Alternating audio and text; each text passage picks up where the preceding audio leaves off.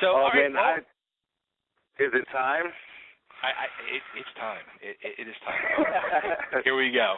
Well, let's welcome to Totally Driven Radio, Philly's favorite son, a huge inspiration to me, the one, the only, Mr. Tony Luke Jr. Tony, how you doing? Hey, guys, how are you? I'm good. Good. Oh, awesome. I'm freaking psyched for this. I've been waiting since we started this show. As I said earlier in the show, I said you were like on my top 5 list of people who I wanted to interview. Oh, well, thank you. That's awesome. And one of the big things is, and I used to contact you a lot about this. You were a big guy, like myself. And yeah, I was hitting close to 400. Yeah, and you made a change in your life, and it wasn't a diet; it was a life change, and you just totally took control of your life and you did it, and you're still doing it, and that's friggin' awesome. Like, you inspired me to do it, and I was doing it, and I did it for like 10 months, and then I lost complete control. Well, you can't beat yourself up about that. I mean, I fell a lot.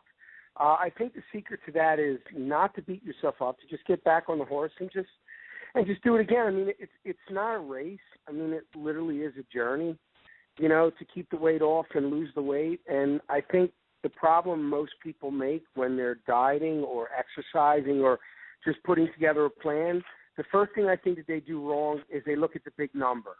Now if I had looked at the number and knew that I had to lose close to 170 pounds, it just becomes a monumental number, and it's like I can't hit it. So what I used to do is literally say, this week I'm going to lose 3 pounds, and I might lose 5, 6 pounds, 8 pounds. Right. And the next week, I'm going to lose another 3 pounds. And I would set these very small goals, and just every week, try to hit those goals every week. Now, if I had fallen and, I just had a moment of weakness and I pigged out that day, I didn't beat myself up the next day. I said, you know what, tomorrow's another day. I'm going to go back tomorrow, and I'm going to do it. And then you get stronger and stronger, and pretty soon those 5 pounds, 6 pounds, 7 pounds a week start adding up. I mean, I didn't notice a change, literally didn't notice any real physical change in me for 9 months. Wow.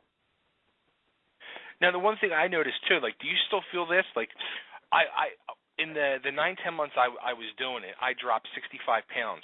But I would still look in the mirror each day as I was getting dressed, and I still saw myself that 65 pounds heavier. And it was very frustrating mentally to me. I do it now. I go to stores and I buy clothes, and I look in the mirror and I see the big Tony. I never see me as I am. Now, my kids tease me all the time because they hate the new Tony. They want the old dad back. My kids are like, you'll always be fat dad to us, and that's it. They go. So it's, I don't know. I mean, it's what they were used to. When I was thinner, I wasn't heavy. But then as I got older, I just started to put the weight on it, and the bad cycle that we get in is, first it's 10 pounds, and it's 20, then it's 30, then it's 40, then it's 50, and it just keeps going up and up and up and up. And like I said, you look at it and you go, I can't. It's too long of a journey. I'm not going to spend 2 years dieting. But if you look at it like that, you won't make it. You literally just have to go week to week, and I'm telling you, it'll happen. I remember I would say to myself, if I can just get under 300, I'll be happy if I can get under 300 pounds. Then I got under 300 pounds, and it was like the greatest day. When I got on the scale and it read 299, I was like, oh, my God, I'm under 300 pounds. Now, if I can just get down to 250, I will be the happy. And I remember the day getting down, to 249, and I was like freaking out. And I'm like, if I can just get down to 240, then 230, then and now I plateaued. Like I always stay. It seems I always bounce between 225 and 235 is where I'm always kind of at now. Now, did you have a goal set, like a big picture goal set, or you just No, said, that's what I'm saying. No, I just small goals, 3 pounds, 5 pounds. Because if you set a small goal of like 2 pounds and you do 5, you're bouncing off the ceilings. It's when you set those unrealistic goals for yourself, you get disappointed, and you look in the mirror and you go, you know what? Forget it. I can't do it. I'm done. Yeah, that's exactly how I felt. But I have to tell you, I did have a huge help in the beginning. My son's girlfriend, her name is Eleni, and she's such a daughter to me, and she's a physical fitness expert and a trainer, but she's really amazing. She doesn't train you. Her philosophy is a little bit different. She trains you to enjoy working out so that you don't need her. Like her goal is for you to say to her, I don't need you anymore. Like that's her goal. And I hit a plateau where I remember looking at her and I said, I'm done. That's it. I'm heavy. I did this to myself. I can't do it. It was a nice try. Thank you for the 30 days. I'm done. And she called me up and she said to me, I will not let you fail. She said, I will be in front of your door every day at 7 a.m., and I will wait as long as it takes for you to come out and join me back in the gym again. And for some reason, someone saying that to me, you know, it made me break down and go, well, if she believes in me, why don't I believe that I can do it? And I remember that was the turning point for me. And then that was it. I never looked back. Wow. That's awesome. So how, like, do you work out almost every day, or? No, I don't work out every day. I work out every other day. And what I do is I despise cardio. I hate it with a passion. You know, I used to box when I was a kid, and all I did was cardio, and I never liked it then, and I don't like it now. I like lifting, but what I realized is I can get the same benefit. Well, let me rephrase. I don't want 90,000 people calling your face and going, he's wrong. I can get a great benefit by doing not so heavy weights, more reps with only a 30-second break in between. It races my heart like cardio. I'm not saying it's better than cardio. I'm saying for me, it was the perfect marriage. So I weighed a lot less, 30 seconds in between sets. I do anywhere between 15 to 20 reps per set, and there's a short period. And believe me, by the time I'm done the fourth set and I move on to the next, and you really feel like you ran a marathon. Your heart is like coming out of your chest because you're doing it, but you're doing it with weights. It's boring. Going on a treadmill to me is the most boring, horrific thing in the world. I want to kill myself every time on a treadmill. I don't know how people do it. I cannot do it. I will not do it. And by doing the weights that way, I get a really good cardio workout, and I'm still lifting, building muscle, and burning fat, and I'm not bored. Huh. That's interesting. Now, what was, like, your guilty pleasure food that you just... Oh, I have one food. It's the greatest food that was ever created. It is my absolute kryptonite. I have to run, to this day, out of the room, or I will eat every single thing on the table. Pizza is the greatest food ever invented. It is my absolute kryptonite. It is my favorite all-time, bar none food is pizza. Who is your favorite pizza in Philly? It varies. Every pizza is different for me. Like, there's certain pizzas I like differently. For a regular pizza, two of my favorites are Franco and Luigi's on 13th and Tasker, and Jesus, see when you get old, City Pizza on Front and Snyder. But for a coal oven style pizza, thin New York style pizza, it's a place that you got to go. It's called Gannero's, and it's on Jackson Street between Broad and 15th. Huh. It's fantastic. It's one of my absolute favorite pizza places in Philly. I'm making notes here. Which, one of my questions was, being Tony Luke Jr., the man behind the roast pork and all these incredible sandwiches, and did you ever think of going into pizza? No, because I'd be 14,000 pounds in a year. And I'm telling you, I'm not kidding you. That is the one reason I don't own any pizzerias. I don't have a pizzeria type restaurant. I cannot do it. I can't. I'm telling you, it's my biggest weakness. It's the one food I cannot turn away from. So I cut it out of my life. Like, I will literally not eat pizza for 3 months, work out like a lunatic, and then get to my ideal weight, which is like 225. And then I will literally, for 1 week, eat one whole pie every single day for 7 days. It's funny, too, because I'm like that, too, with pizza. I worked in the pizza business for like 16 years. I owned my own shop when I was 18. And I could eat pizza 7 days a week, and it wouldn't bother me. For the rest of my life, I could just eat pizza every day. Oh, yeah, yeah. And it's everything, and it's white flour, which is horrible for you. I'm going to be the first to admit it. White flour is horrible for you, and I don't care. Here's something funny for you. Actually, I've met you a few times. My cousin right now is calling me, and you grew up with my cousin, Chester Tamburo. Chester Tamburo? Anthony Tamburo. Oh, yeah. Yeah. That's too funny. Oh, my God. You're going way back. My memory anymore, it's just, I meet people, I'm like, hey, we went to school together. I'm like, you did? They're like, yeah. And I'm like, it takes me like 5 minutes, and I go, you know what? If I'm this bad at my age, 10 years from now, I probably remember where I live. If my memory continues to get any worse. Bad.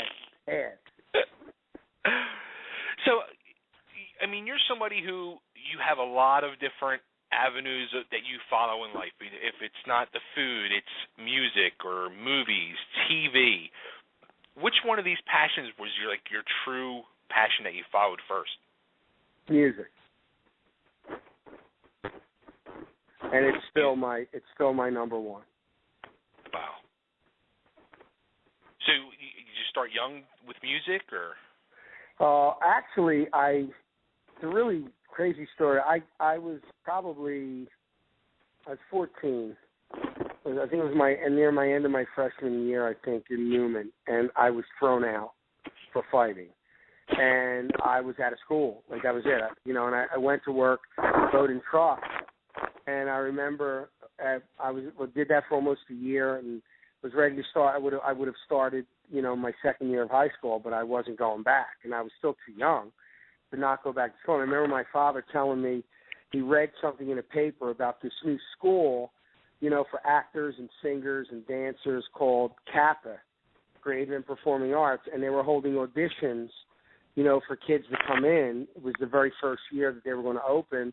And I went to the audition, and I got in. They selected, a very small amount of kids. I couldn't believe I got in, but I got in, and it changed my whole life. I'd grown up in South Philly. My whole life, my whole world was a 10 by 10 block radius. And then I go to this school from kids all over, and they're all sharing, music and acting, and it changed me. I mean, it really did. It made me look and go, wow, there's a lot outside that I don't know about. There's so much going on. And that's when I really started to get into the music and into the acting, hit me. And in the early 80s, I had got spec deals with A&M Records, and I had written for a lot of different people, and I wrote for Brandy Wells, and I wrote for Billy Paul, and music was what I loved more than anything. Like, even now, it's every chance I get. I mean, one of the greatest thrills that I've had in the last decade was touring with Daryl Hall and Alan Stone and Sharon Jones. And, we played Broadway and all, and it was unbelievable, to get out there and sing, and then to sing on the same stage with Daryl Hall, who's singing background for me on my tune. And, it was insane. It was so surreal that it was a dream come true for me. It was crazy. Wow. So then how about with the acting? I guess you started acting training while you were in the Kappa school as well. Yeah, I trained when I went into Kappa, but, and I had gone to L.A. and things didn't really work out. I couldn't shake that South Philly attitude, and I got myself in a lot of trouble in Los Angeles, and, I had to come back to Philly. I wasn't welcome there, and I didn't do anything in acting for quite a while, and then in, I think it was 1994, Raymond Cruz had come into town to shoot a film called Up Close and Personal with Robert Redford and Michelle Pfeiffer, and Jonathan Demme was the director, and he would always come down to Tony Luke's to eat, and I met Raymond, and Raymond said, "Hey, you ever do any acting?" And I'm like, "Yeah." And he was like, "You want to, be an extra in this film?" And I'm like, "Yeah, I would love that." And I remember going on set, and that was it. I got bit by the bug again, and then I was like, "Nah, I'm just going to act." And a local guy in Philly, a Philly guy named Sal Mazzada, gave me my first break in his movie. Like, he had done this movie called The Evil Within, and it was a small independent horror film, and he gave me a speaking role, and it really got me into doing it again, and I did a lot of these smaller roles, and then I remember getting my break in like getting into it again was a film called Tenth and Wolf, which I did with Giovanni Ribisi and Brian Dennehy and Dennis Hopper, and I played this. Tommy Lee in that movie too, from Motley Crue? Yeah, Tommy Lee was in that movie too. Yeah. Yeah. And I had him talking about role in that movie. Yeah, I had a supporting role, and then when the movie came out, they cut all of my dialogue out, every bit of it. Which happens. Yeah. And it was like I was so disappointed that they had done that, because that was like my first big role. But I learned a lot doing that film. And I remember coming off of Tenth and Wolf, and I got a phone call from Diane Heary Casting and my agent, and they said, "Look, we got this role we want you to audition for. It's one line, but it's in a Disney film, and you play a fan, in the stadium, and you're in the seats, and you say something to Greg Kinnear." And I'm like, "You know what? I don't want to do that." And they were like, "Well, why?"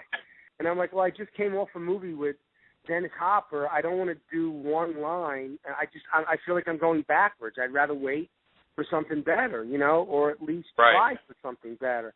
And she was like, "That's a mistake. It's a Disney movie." I'm like, "Yeah, no, I don't want to do it." She said, "Just do it. Come in and just read for it. If you don't want to take it, if they give it to you, don't take it." So they send me a thing they call sides. Well, they can't send just one line. So they have to send a page. And in the page was a character named Alice Cooper. And I'm reading this part, and I'm like, that's the role I want. I want that role. So I call them up, and I go, "I want to audition for the part of Alice Cooper." And they were like, "Well, you can't, Tony, because you're bald, you're 5'8", and you're 400 pounds, and this guy is 6'3", skinny as a reel, with long hair down to his shoulders." I'm like, "I don't care. That's the part I want to audition for. I want to do it." Now, they humor me.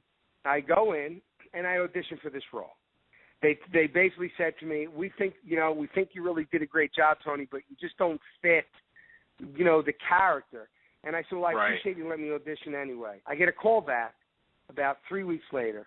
They say to come in. The director of the movie's there. The guy's name was Erickson Core. And he said, "Tony, I have a problem." I was like, "Well, what's the problem?"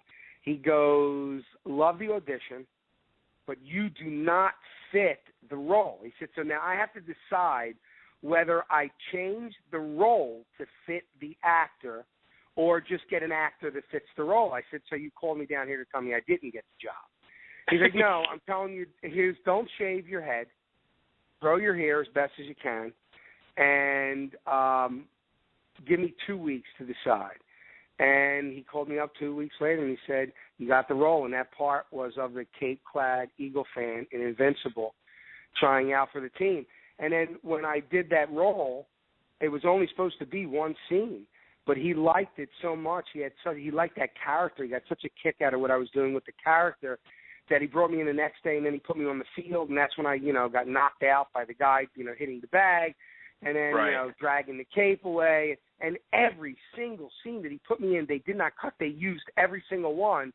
And that role gave me so much recognition for such a tiny, tiny role that led into me getting the finance to do The Nail, which became a huge cult film. That movie did unbelievably well. It's in every country, in every language, on every pay and cable television network. It did tremendous, that film. I could not believe how well that film did. Now, that was the first film that I wore every hat, which I will never, ever, ever, ever do again. You know, because I wrote that film, I sang the title soundtrack for that film, I produced that film, and I did the lead in that film. And that was just way too much, and I didn't enjoy doing that film at all. I mean, after when it was done, because it meant so much to me. That's, based, it's loosely based on a true story. So I really wanted that done. I was just so surprised at the reaction, because in its heyday, that movie on Showtime was the number 6 most watched movie of that year on that cable channel.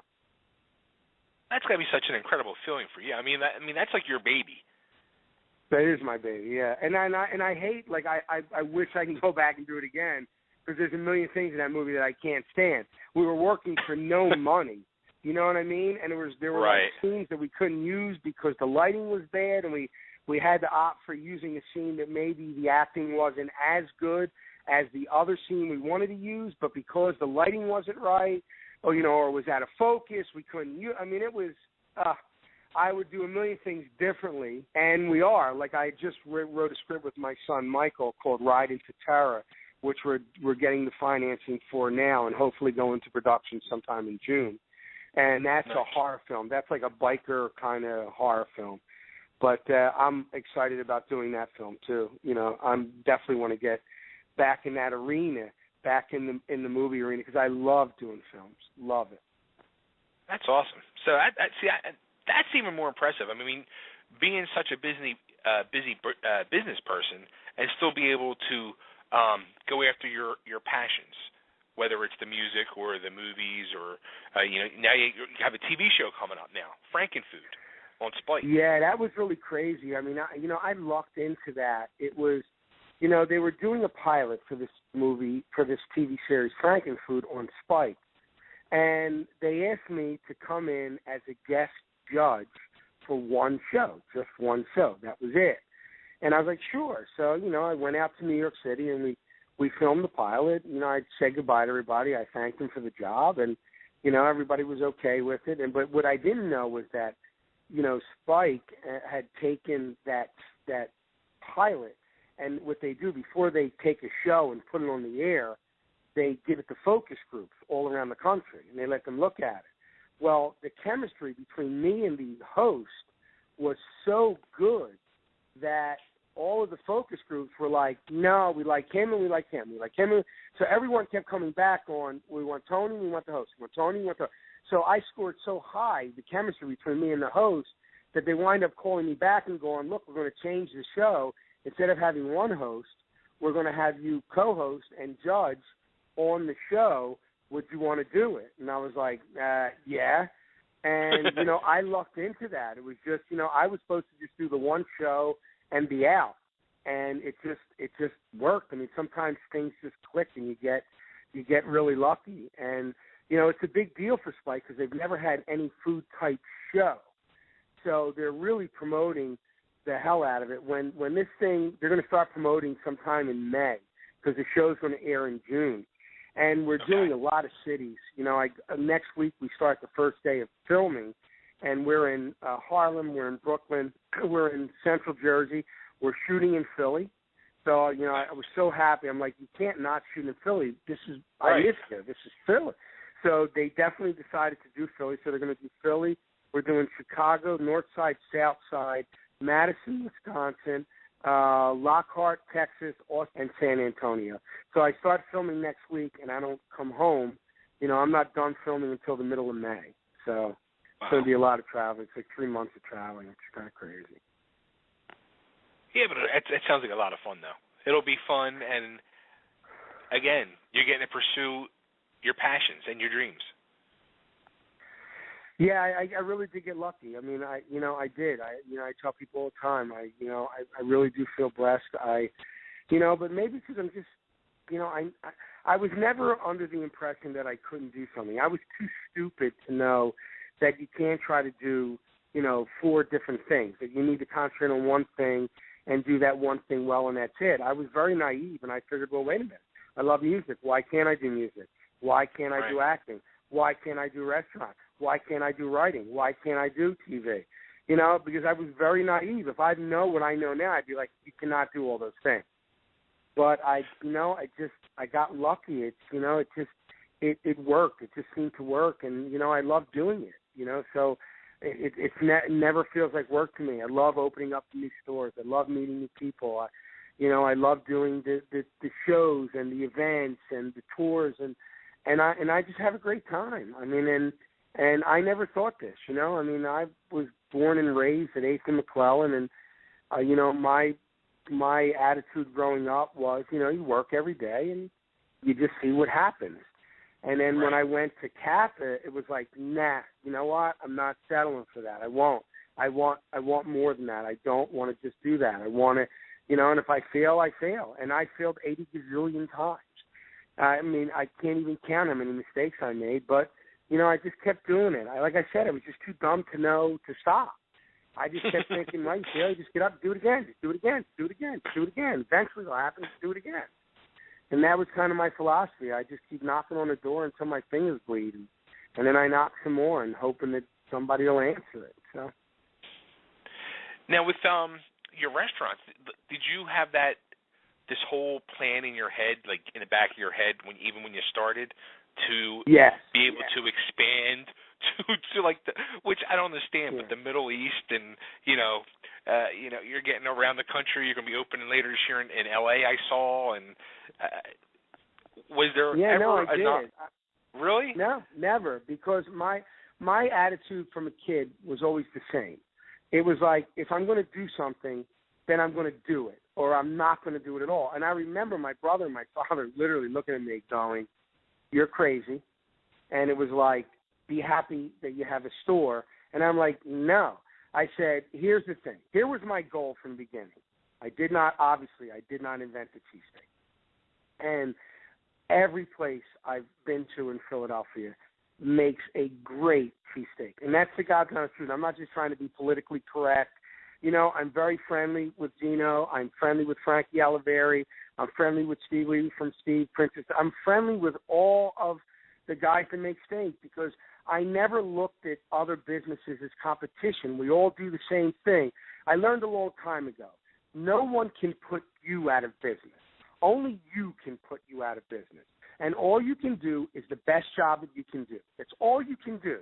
And I never felt like anything was competition. I felt there was plenty of room for everyone in the city. And I always try to do the best. When people come to me and they go, well, do you think you make the best cheesesteak or you make the best roast pork? I go, I make the best sandwich I can make. No one makes the best of anything. Every time I hear someone say, I make the best, I go, you're an idiot. Because you can't say I am the best, because everyone's tastes are different. What you like, I may hate. So how can you say, yes, I'm the best? You can't, because there's never will 100% of people agree that you make the best of something. There'll always be people that don't like it or like something different. It doesn't mean because I think something is bad that it's bad. It just means that I don't like it, that my taste buds don't like that. That doesn't mean because you like it, you're wrong. So I never say that I'm the best at anything. I say I make the best I can, and you got to hope that the majority of the people feel like you do too. You have to hope that enough people think that you're good so you can make money and you can stay in business. And my goal was, I didn't invent the cheesesteak, but my goal was, and I said this when I opened, in 25 years, that was my goal. I gave myself 25 years. I said in 25 years, anywhere you go in this country and in most places you go in the world, if you say cheesesteaks, I want them to say Tony Luke's. They don't have to say Tony Luke's is the best ever created, but I want them to know Tony Luke's. And I have worked and marketed and branded and tried everything for the last 22 years to make that happen.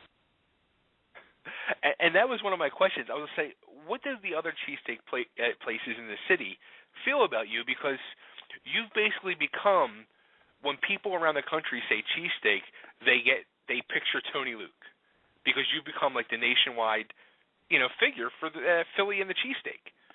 Well, I don't know if I'm where I want to be yet in recognition, but I will tell you this: I am, and I'm not lying. I mean, you can interview me and Frankie Oliveri are very good friends. Tino Vento are very good friends. Steve Levy are very good friends. I know all the main cheesesteak places, and I try to go to as many other cheesesteak shops and introduce myself and say hi, because I enjoy what they do. I mean, I love cheesesteaks. I love roast pork. I wouldn't be in the business. And right. And it's funny, too, when I lost the weight, Mm-hmm. And I normally never get upset, but I had a gentleman come up to me one day. I was doing an event, and he came up and said, "Hey, Tony." I said, "Hey, how are you?" He goes, "Can I ask you a question?" I'm like, "Sure." And he goes, you look really good, and I've been following what you're doing, and you lost all this weight, and you're eating right, you're exercising. And I was like, "Well, thank you, I appreciate it." He goes, "So tell me, how does it feel to turn your life around and be in really good shape, and then serve food that kills people every day? How does that make you feel?" And I went, "What did you just say to me?" And he said, "Let me tell you something." I said, "You saying because I serve meat or I serve cheesesteaks and roast pork that I'm killing people?" I said, "You consider yourself a healthy guy?" And he said, "Yeah." I said, "You eat salmon? You like salmon?" He goes, "Yeah, I love salmon." I said, "How about if I told you that if you ate salmon every day for breakfast, lunch, and dinner, that you would get ill? That is so unhealthy to eat salmon every day, 7 days a week, 3 times." He said, "Well, I wouldn't eat salmon every day." I said, "When did I tell you to eat cheesesteaks 3 times a day, 4 times a day, 7 days a week? Did I ever say that?" I said, right. Cheesesteaks don't make you heavy. Roast pork don't make you heavy. Eating 5 cheesesteaks a day will make you heavy. Eating 15 pieces of salmon a day will make you heavy. Right. It's not the food that will make you heavy. It's overeating that will make you heavy. I still eat cheesesteak. I still eat roast pork. I still eat pizza. I eat salmon. I eat whatever I want. I just had to train myself that when I sit down to eat a cheesesteak, I'll eat one cheesesteak, and I may not eat another cheesesteak for 4 or 5 days later, or I'll eat a roast pork. Or if I want to eat a roast pork today and a cheesesteak tomorrow, I'll eat maybe half. I'll save the other half for later for dinner, and I'll spread that. Because I have to lose the weight. I don't have a metabolism that works, burns off 10,000 calories a day. I have right. a normal or a little slower metabolism, so I can't eat as much food as other people that have a high metabolism can eat. But that's okay. That's the cards I was dealt. But I'm right. not going to tell people, don't eat cheesesteaks, don't eat salmon. I don't think any food is really unhealthy unless we know that butter now is not bad for you. Olive oil, fats are good for you, but not if you eat 2 pounds of butter in one sitting. You know what I mean? Right. This is just common sense. You know what I mean? Right. And right. And I wanted to address that too, because Phil never forgot what that guy said to me. It really annoyed me because he was just so ignorant on things that it just completely blew me away. So I believe that there is room for everything. I believe people should sell cheesesteaks and pizzas and tacos, and I also believe they should be selling brown rice. I believe everything is a choice. I believe we need to make good choices, but above all, we need to not consume as much food in one sitting as we tend to do if our metabolisms are not flying. You know what I mean? You can still enjoy all of your favorite foods anytime you want them, and exercise has to be not something you think about doing. It has to be something that you do, like a job. You have to do it. There's no way around. Yeah, that's what it comes down to. Now, how did this whole Middle East thing come to be? Because that just boggles my mind. How did you end up in the Middle East? Well, it's not one, but it's 2 locations, right? Yeah, we have 2 locations in Bahrain, and we're working on the other one in the Dubai Mall now. Well, I didn't want to chase the same dollar everybody else is chasing. I mean, it's basically common sense. I mean, if there's no cheesesteak shops in Iowa, I mean, there is, but I'm saying if there was no cheesesteak shops in Iowa, why do I want to open up another cheesesteak shop in Philadelphia where there's 5,000 cheesesteak shops? You know, I want to go to Iowa where there's only me. You know what I mean? Right. And then, you know, there's not as much competition. People are drawn to it because it's something new. And see, people get things mixed. They think that in the Middle Eastern countries, the Arabs don't eat meat. Sure, they eat meat. They don't eat pork. They eat beef. They eat a ton of beef, a ton of chicken.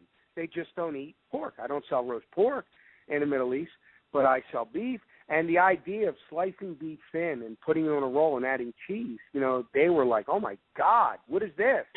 Like, we've never had this before, you know. And I have to tell you, it was an amazing experience the first time I went there. You know, I thought one thing. I was completely wrong. You know, the people in Bahrain opened their arms to me. They were amazing, you know, and it's like anything else. You know, your people are not your politics. Your politics are your politics. I'm not a congressman. I'm not a senator. I don't make laws. I'm a citizen. I work here. You know, I raise my family here. I don't get involved in politics, and they don't either. You know, what was amazing, it was like people are the same everywhere. They want to fall in love. They want to have children. They want a nice house. They want to have fun. That's what they want. Everybody wants the same thing. I don't care where you go. We want the same thing. And I was just treated so amazingly well. And it blew me away how many people knew who I was in the Middle East because they're all watching the Food Network now. They all have Facebook and Twitter and YouTube, and they're so westernized. It's amazing. You know, I remember getting there, and all these people showed up, and I'm like, how do these people know who I am? I'm in Bahrain. And they were like, oh, Man versus Food, and, you know, Bobby Flay, and they're just yelling out all the TV shows that I had done. It was such an amazing experience. And I absolutely loved it there. It was incredible. It was amazing. That's amazing. It really is amazing. It just boggled my mind every time I would see it. I was just like, how the hell did he end up in the Middle East? All right, babe. Yeah. All I'm saying is there isn't one in Phoenix yet. That's all I'm saying. Well, see give that, me Mike? some time. It will happen. We just hit L.A., and we're just cutting the rest of the deal for Las Vegas. You know, so we are hitting the West Coast. Florida's got another 2 getting ready to open up. We're looking at Chicago now. You know, we also got something going on in Austin, Texas. So it's happening, and it's happening quicker than I had ever imagined. Wow. But now, I how have about great people. My COO is a guy named John Moser, and I have to be honest with you. I could not do anything that I'm doing if it wasn't for him and the support of my brother, Nicky, and my father, Tony Sr., you know, my family, my 3 kids. My son, Tony, runs the Front Street store. My son, Michael, runs the commissary where we make our greens. And my son, Joey, is the vice president of operations for the brand. So, you know, they're all contributing. And you need a strong base. You know, for me to do a TV show or fly here, you can't do that unless you have a strong foundation of people. Now, the funny thing is, all the new stores that open, you know, they're all independently owned. They're not owned by me. They're all licensed. So, you know, people call me up and go, oh, you know, your store in Florida. I'm like, it's not my store. I mean, we oversee it. right. We train them. We keep them under a strict guideline of what they have to do. We're constantly checking up on them in quality control, but it's not my store. I don't own it. Gotcha. Now, how come also, too, then, with other stores, I guess it's like a limited menu as well? It's not like your South Philly one. No, it's not like Front Street because Front Street's got 300 items. I mean, it's absolutely ridiculous. But that's my store. That's my brother, my father, and I's store. So, you know, that's ours. The other ones, like I said, I can't put 300. I have to take the sandwiches that sell the best, the sandwiches that people like the most, and concentrate on them. Because I can't expect a licensee to you know, deal with 300 sandwiches and do it correct. Sure. Now, how about your frozen ones? Was the Prontos? For a frozen food, I mean, they're damn freaking good. I wanted to make sure. And I did say that. I tested every frozen type cheesesteak sandwich on the market, and I could say that out of all of those other sandwiches, the one that tastes the most like a regular cheesesteak was Pronto. I was always very proud of that. If it's microwaved correctly, you put the roll in the toaster oven, it comes out very, very good. But and even with that, I had people call me up and go, "Hey, dude, I bought your Pronto. It doesn't taste anything like your sandwich from the store." I'm like, did you just compare a frozen microwavable packet to what I make at the store? I'm like, it's not supposed to taste like the store. It's supposed to taste very good, but you can't expect a microwavable product to taste like a fresh product made right off the grill. Right. You can't. I mean, that product was made, if it's late at night and the stores are closed, you're yearning for a cheesesteak, boom, there it is. Or you don't live close to a cheesesteak place, there it is. It fills that niche. You know what I'm saying? But, and we're always trying to improve on it. Wow. You are the man. Like I said, you got it going on in every direction. Well, I'm trying. I figure if I slow down, I'll freeze. I don't know. I got to keep moving. I always got to keep trying something new because I'm getting old now. I'm not as young as I used to be. Every year ticks away. I got to try to stay young in my head at least. Well, there you go. You're doing it. You're doing it. I'm trying. Now, you also, I guess, have a deal with Acme in the local area too. Well, no. Now we have. We're in Acme's. We're in some of the ShopRites. We're in. We're cutting deals now with all the major supermarkets to carry the Pronto, and we're about to come out with a steak, like a steak and type steak. But it is our steak. It's the same kind of ribeye that we use, and for people that don't want to microwave it, they want to fry it like in a regular frying pan. They don't want to use a microwave. We're coming out with that very, very soon. Wow. There you go. Always something cooking with Tony Luke. Cool. So then we have the TV show Frankenfood will be debuting summertime then on Spike. June. Mm-hmm. June. We got more restaurants opening. You're going to be LA's opening, you said? Yeah, LA should be open by the summer. Nice. And then we have a new frozen steak coming. Got a new frozen steak coming out, yeah. Working on getting the rest of the financing for the new feature, the new film. So hopefully we'll be into production by this summer with that project. And I'm looking to do a new single. I'm actually, when I get back in April, I'm going to be in a recording studio cutting a new single because I still love doing the music. I love it. I'll never stop doing that. Yeah, you can't stop. You got to keep going. Keep moving forward. Keep going. Oh, thanks. I appreciate it. Wow. All right. So everybody, they can also go to your website, TonyLuke.com. Tony Luke's with an S. TonyLuke.com. And like I said, I do a lot. Like you follow me on Facebook and Twitter and Instagram, and they can find out what's going on if they want. I always post everything where we're going to do if we're doing a show or, if we're filming at a certain place. I always like to let people know if they want to come down, hang out, and check everything out. Awesome. Well, Tony, this has been a pleasure and an honor. Thank you so much. And let's hook up again back when the.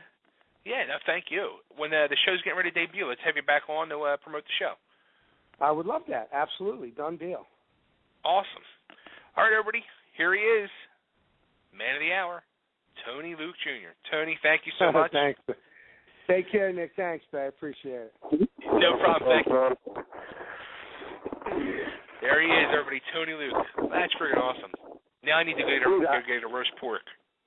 Yeah, it just reminds me that I can't get any of that stuff out here. I can't even get the Tony Luke Prontos yet. Oh, really? Yeah, I can get them if I order them from Amazon, but you know what I mean? I'm not sure about shipping. Wait, stop. You can order them on Amazon? You can. Now you really just blew my mind. That's amazing. Listen, I'm telling you, go to Amazon and just type in Tony Eats and cheesesteak and just Tony Eats and look them up. You can get the cheesesteaks and you can get the Philly-style roast pork sandwich. Dude, I'll tell you what, dude, seriously, this is no BS. For a frozen, roast pork or cheesesteak, they're really good. Right. Yeah, I couldn't believe how good they were for being, frozen. I mean, they're definitely probably the best, like, frozen quick meal like that I've ever had. I couldn't believe how good they were.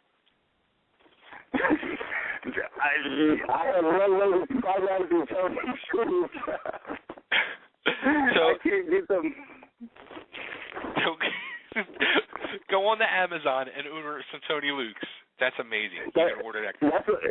That's what you have to do, man. And I'm telling you, it's actually like $40 for like 8 portions.